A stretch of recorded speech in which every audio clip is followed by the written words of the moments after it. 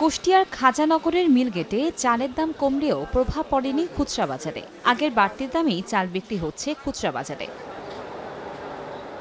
মিল মালিকরা জানান, পাইকাররা চাল কম কেনায় এবং বৈরী আবহাওয়ার কারণে চালের দাম নিম্নমুখী। কুষ্টিয়ার খাজানগরের প্রতিটি অ্যাগ্রো ফুড মিলে চালের দাম কমেছে 50 পয়সা থেকে 1 টাকা। চালের মোকামে বাসমতি 90 টাকা, মিনিকেট 73 টাকা, কাজললতা 62 টাকা দরে বিক্রি হয়েছে। এ সময় মিলগুলোর পাশাপাশি খুচরা বাজারে মজুতদারদের ওপর কঠোর নজরদারি দাবি প্রান্তিক ভোক্তাদের। চালগুলো আপনার সব জায়গায় কমতে হবে।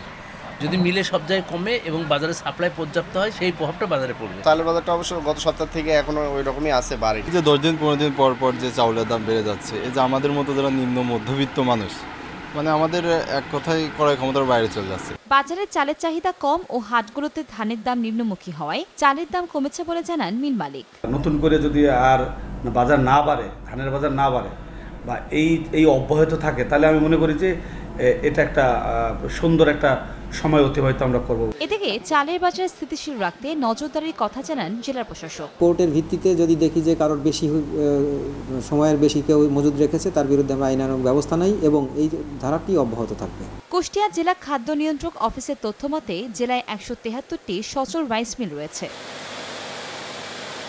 সময় সংবাদ, কুষ্টিয়া।